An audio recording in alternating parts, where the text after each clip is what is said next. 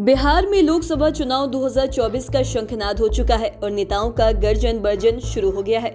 इसी कड़ी में बिहार के नवादा जिले में केंद्रीय गृह मंत्री अमित शाह ने महती सभा को संबोधित किया और इसमें बिहार बीजेपी के तमाम दिग्गज नेता पहुंचे हुए थे। उन नेताओं ने नीतीश कुमार से लेकर लालू यादव तक पर खूब हमला किया और साथ ही तेजस्वी यादव को भी निशाने पर लिया।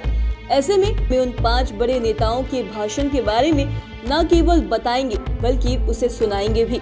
सबसे पहले 5वें नंबर की बात करते हैं। इस नंबर पर बिहार के पूर्व मंत्री शहनवाज हुसैन को सुनते हैं। उन्होंने अपने मंत्री कार्यकाल की उपलब्धि को गिनाते हुए महागठबंधन सरकार पर तीखे हमले किए और साथ ही उन्होंने तंज कसते हुए कहा कि अमित शाह जब बिहार में आते हैं तब विरोधियों में बेचैनी हो जाती है, लेकिन जनता ने बीजेपी को देश में तीसरी बार लाने का मन बना लिया है और पूरे देश में नरेंद्र मोदी के नाम का डंका बज रहा है। उन्होंने ये भी कहा कि 2019 में एनडीए को 1 सीट कम आई थी, लेकिन इस बार सभी 40 की 40 सीटें आएंगी। आइए आपको सुनाते हैं कि शहनवाज हुसैन महागठबंधन पर किस प्रकार तंज कस रहे हैं। इस सभा पर पूरे बिहार की नजर है, क्योंकि जब अमित शाह जी बिहार की सरजमी पर आते हैं, बिहार की जनता खुश होती है, लेकिन कुछ हमारे विरोधी हैं, उनमें बेचैनी पैदा हो जाती है और उनकी बेचैनी की वजह भी हम जानते हैं। भाइयों और बहनों, पूरे देश में विकास हो रहा है, बिहार में भी हम लोग काम में जुटे थे, विकास हो रहा था।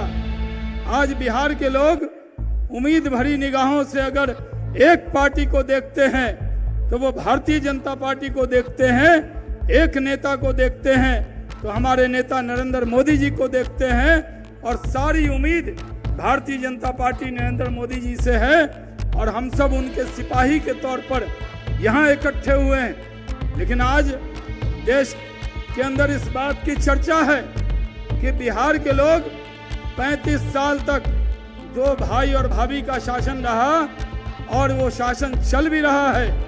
आखिर क्या वजह है कि बिहार के नौजवान आज भी उद्योग के लिए, रोजगार के लिए अपनी बिहार की सरजमी को छोड़ने पर मजबूर हैं। हम लोग जब सरकार में थे तो उद्योग और रोजगार का वातावरण पैदा किया था।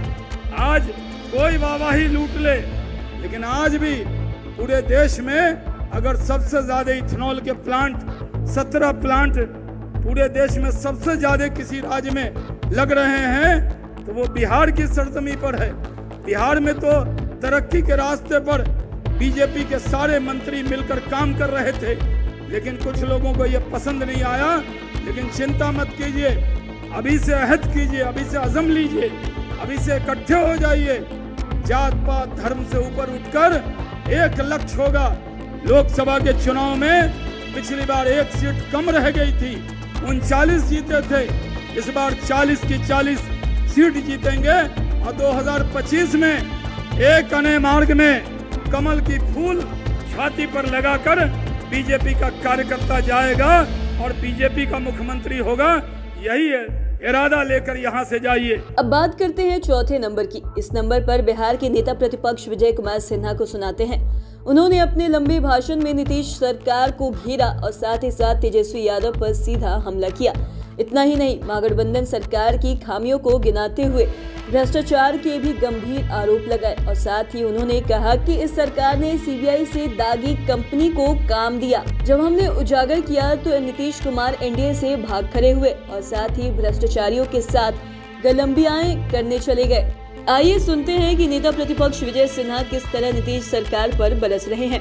पलाव के अंदर जाइए तो बिना माल के कोई काम नहीं होगा, विभाग के अंदर जाइए तो बिना चढ़ावा के कोई सुनेगा नहीं। और भ्रष्टाचारियों की जामात कि इतनी मन बुलंद हो चुका है, जानता है कि मुझे नीचे से ऊपर तक चढ़ावा करना पड़ता है। अरे जब मैं बिहार का अपने शीर्षस्थ नेतृत्व के आशीर्वाद से मंत्री बना, बैठे हैं हमारे पूर्व के उप मुख्यमंत्री। एक विभाग का नाम मैं बताता हूँ, वह विभाग MKCL कंपनी के द्वारा स्किल डेवलपमेंट का काम करता था। हर विभाग में डोमेन स्किल का अभियान चलाता था, चाहे स्वास्थ्य हो, एग्रीकल्चर हो, नगर हो। और वह डोमिनस की चलाने वाला MKCL कंपनी। उड़ीसा में CBI का भ्रष्टाचार के मामले में केस चल रहा था। मुख्यमंत्री जी, जब वहां के विकास आयुक्त ने आपको पत्र लिखकर कहा कि इस पर CBI का भ्रष्टाचार का केस चल रहा है, इसे नहीं दिया जा सकता, आपने किस मजबूरी में उसको बिहार के अंदर काम करने के लिए दिया? और यही मामला जब सदन के अंदर, बिहार विधानसभा के अंदर उठा, तो हमने विशेष कमेटी गठित किया। विशेष कमेटी में जो वर्तमान के विधानसभा अध्यक्ष हैं, कांग्रेस के, भारतीय जनता पार्टी के, जदयू के सभी मेंबर को रखा, जो वरीय लोग थे, मंत्री थे, और हमने कहा था कि ये भ्रष्टाचार पर लगाम लगाएंगे। वो विशेष कमेटी का रिपोर्ट जब सबमिट कर दिया, हमारे पास लाया गया, घबराहट मची सरकार के अंदर। मुख्यमंत्री को लगा कि ये हमको घेर रहा है, और उन्होंने आनन फानन में विधानसभा के अंदर जो संवैधानिक पद की गरिमा को गिराया। उसके बाद उनके मन के अंदर जो बेचैनी बढ़ी, और उस बेचैनी का परिणाम है कि आप गठबंधन तोड़ करके जिस भ्रष्टाचारी से के विरुद्ध लड़ाई लड़के आए थे, कसमें खाकर आए थे, उसी भ्रष्टाचारी से गलबहियां कर दिया। अब बात करते हैं तीसरे नंबर की। इस नंबर पर आपको केंद्रीय मंत्री गिरिराज सिंह को सुनाते हैं। गिरिराज सिंह ने भी नीतीश कुमार को जमकर सुनाया, और उन्होंने सासाराम और साथ ही साथ बिहार शरीफ में रामनवमी यात्रा के दौरान हुए हमले को लेकर सरकार को घेरा। कहा कि हमने आज तक उन लोगों के धार्मिक जुलूस पर किसी तरह का हमला नहीं किया है, लेकिन हमारे लोग जब धार्मिक यात्रा निकालते हैं तो उस पर पत्थर फेंके जाते हैं, हमले किए जाते हैं। और उन्होंने इसे लेकर नीतीश कुमार पर भी कई आरोप लगाए। इतना ही नहीं, उन्होंने लोगों से आग्रह किया कि इसका जवाब दीजिए चुनाव में। आइए अब आपको ये सुनाते हैं कि गिरिराज सिंह क्या बोल रहे हैं। जहां अमन चैन शांति भंग हो रहा है, मुख्यमंत्री लाचार दिख रहे हैं, मीडिया कुछ दिखा रहा है, और वास्तु स्थिति और वो कुछ बोलते हैं। जैसे मैं 2 प्रश्न आपके सामने रखना चाहता हूं। क्या कभी भारत के बिहार में, बंगाल में, किसी भी देश के किसी भी राज्य में कभी हमने धजिया पर कोई पत्थर फेंका? कभी फेंका? कभी फेंका? अगर नहीं फेंका तो हमारे तजिया पर हमने नहीं फेंका, आपके तजिया पर हमारे हनुमान जी के, हमारे रामचंद्र भगवान के राम जन्मभूमि उत्सव में आखिर पथराव क्यों आपके बगल नालंदा में? इसका जवाब आपको देना होगा। देंगे जवाब? जवाब देंगे। अब बात करते हैं दूसरे नंबर की। दूसरे नंबर पर हैं बीजेपी के नव मनोनीत प्रदेश अध्यक्ष सम्राट चौधरी को सुनाते हैं। सम्राट चौधरी गर्म तेवर के नेता और साथ ही साथ वक्ता माने जाते हैं। उन्होंने अपने कम शब्दों में ही महागठबंधन सरकार पर खुलकर हमला बोला, और उन्होंने कहा कि 2024 में बीजेपी का परचम लहराएगा, सभी 40 सीटों पर बीजेपी की जीत होगी, और साथ ही 2025 में महागठबंधन की सरकार को उखाड़ फेंकेंगे। इतना ही नहीं, सम्राट चौधरी ने ये भी कहा कि बिहार में लालू यादव की सरकार हो या नीतीश कुमार की, दोनों को बीजेपी ने मुख्यमंत्री बनने में अपने कंधे का सहारा दिया। आइए अब आपको प्रदेश अध्यक्ष सम्राट चौधरी को सुनाते हैं कि वो किस तरह नीतीश कुमार से लेकर लालू यादव तक पर जमकर बरसे। हम 2 ही चीज आग्रह करना चाहते हैं साथियों आपके माध्यम से, कि यदि आप चाहते हैं कि इस देश में आदरणीय नरेंद्र मोदी जी की सरकार फिर से स्थापित हो, तो आदरणीय अमित शाह जी को ये पूर्ण भरोसा दिलाइए कि नवादा की पावन धरती से नींव डाला जाएगा। और बिहार में जो ठगबंधन की सरकार है, जो 7 पार्टियों की सरकार चल रही है, इसको यदि उखाड़ कर फेंकना है साथियों, यही नवादा इसका नींव डाले और ठगबंधन को उखाड़ कर फेंकने का काम करे। और आपने देखा है, आपने तो लंबे समय से बिहार की राजनीति में नवादा का एक बड़ा योगदान रहा है। लालू प्रसाद जी को भी भारतीय जनता पार्टी ने अपने कंधों पर बैठाकर मुख्यमंत्री बनाया। नीतीश कुमार जी को भी 5 बार मुख्यमंत्री बनाया। लेकिन अब भारतीय जनता पार्टी के लोगों ने संकल्प लिया है कि 2024 में 40 में सारी सीटें बिहार से जिताकर आदरणीय नरेंद्र मोदी जी की सरकार स्थापित करना है। और 25 में पहली बार 75 वर्षों में आदरणीय नरेंद्र मोदी जी और अमित शाह जी के नेतृत्व में हम बिहार में भी सरकार भारतीय जनता पार्टी के बनाने का काम करें। ये भरोसा दिलाने के लिए हम तमाम लोगों से आग्रह करने आए। इसलिए साथियों, हम बाधक नहीं बनेंगे। आदरणीय अमित शाह जी को अपनी बातों को रखना है और हम यही आग्रह करते हुए कि 24 और 25 में ऐसा संकल्प लीजिए कि भारतीय जनता पार्टी का कमल पूरे हिंदुस्तान के साथ साथ पूरे बिहार में खिलने का काम कर सके।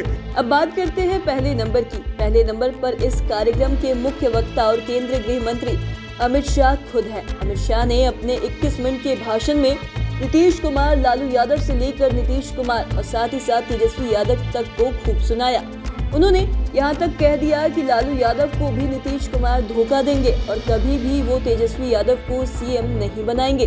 इतना ही नहीं, उन्होंने अपने भाषण में जेडीयू के राष्ट्रीय अध्यक्ष लल्लन सिंह पर जमकर हमला बोला और कहा कि लॉ एंड ऑर्डर को लेकर जब हम राज्यपाल को फोन करते हैं तो लल्लन सिंह बुरा मान जाते हैं। आइए अब आपको अमित शाह को सुनाते हैं कि वो किस तरह से अपने विरोधियों पर बरस रहे हैं और बिहार की सभी 40 सीटों पर कमल खिलाने की बात कर रहे हैं। भाइयों और बहनों, बिहार में मैं ईश्वर से कामना करता हूं कि बिहार में जल्दी से शांति की स्थापना हो।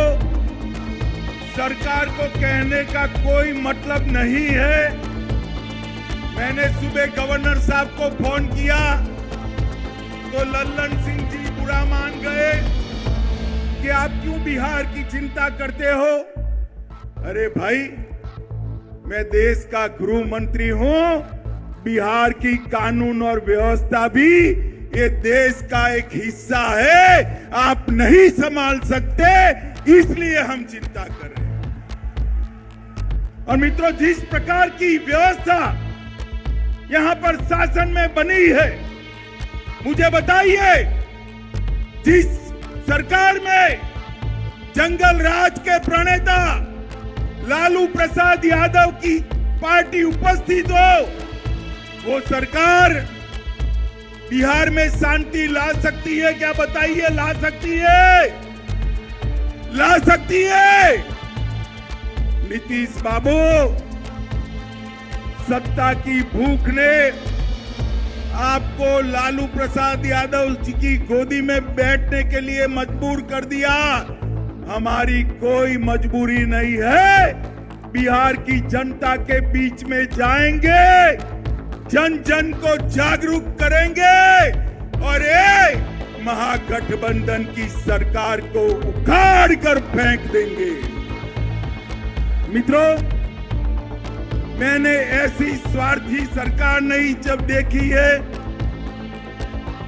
एक व्यक्ति को बैठ जाओ भैया। एक व्यक्ति को प्रधानमंत्री बनना है और लालू जी के बेटे को मुख्यमंत्री बनना है।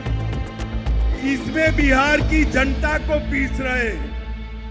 मैं आज लालू जी को भी कहने आया हूं, लालू जी, नीतीश बाबू को आप जानते हो, प्रधानमंत्री वो बनने से रहे, वहां जगह खाली नहीं है।